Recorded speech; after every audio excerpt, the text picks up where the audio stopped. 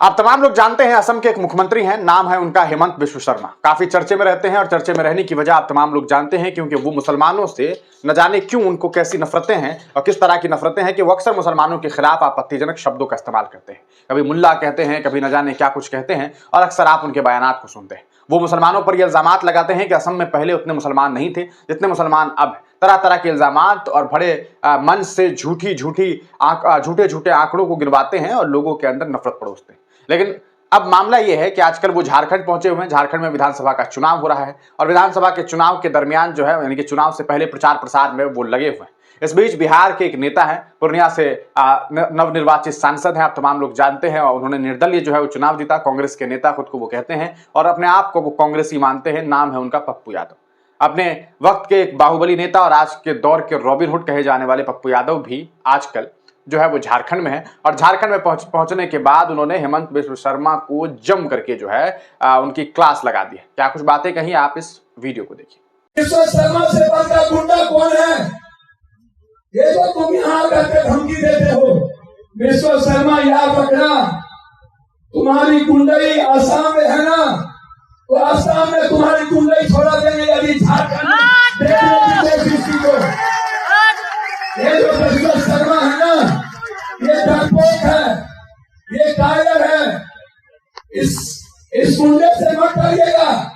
ये अदानी के पैसा लेकर के आता है और ये बड़ी बड़ी बात करता है। आसाम को बर्बाद कर दिया, मणिपुर को बर्बाद कर दिया, नागालैंड को बर्बाद कर दिया, बंगाल को बर्बाद कर दिया।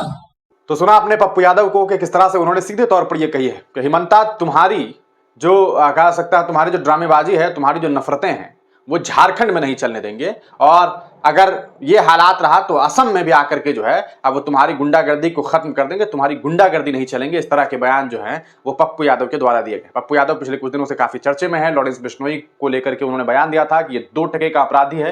अगर प्रशासन जो है उन्हें वक्त दे, शासन प्रशासन अगर उन्हें वक्त दे तो 24 घंटे में लॉरेंस बिश्नोई के पूरे गैंग को, पूरे नेटवर्क को जो है वो खत्म कर देंगे। इसके बाद काफी विवाद भी रहा उनके बयान के बाद, क्योंकि उन्होंने जो ट्वीट किया था उसमें उन्होंने ये सीधे तौर पर कहा था कि क्या देश जो है वो उसको लेकर के कुछ ऐसे टिप्पणी उनके द्वारा की गई थी जिसको लेकर के कुछ लोगों को खेद हुआ, कुछ लोग काफी परेशान हुए। हालांकि उन्होंने सीधे तौर पर ये टिप्पणी जो है वो उन लोगों के लिए कहा था कि आखिरकार क्या वो लोग हिजड़े हो गए हैं जो उन्हें, यानी कि एक लॉरेंस बिश्नोई जो गैंगस्टर है उसे खत्म नहीं कर पा रहे, उसके जो तरीके हो गए हैं, वो जेल में रह करके मर्डर्स कर रहा है, जेल में रह करके वो जो है ड्रामा कर रहा है। आखिर क्या वजह है कि हमारी प्रशासनिक व्यवस्था विफल है? उस पर उन्होंने सवालात खड़े किए थे। उसके बाद कई लोगों ने उन्हें धमकी दी तो सीधे तौर पर इन्होंने कहा कि ऐसा है कि मैं मुंबई आ रहा हूं, यानी कि महाराष्ट्र आ रहा हूं, मुंबई आ रहा हूं, देखते हैं कौन क्या कुछ करता है। तो सीधे तौर पर पप्पू यादव एक बाहुबली छवि के नेता हैं, आजकल काफी चर्चे में रहते हैं, लोगों की मदद करने में काफी आगे रहते हैं और इस वजह से उन्हें एक रॉबिन हुड के तौर पर देखा जाता है।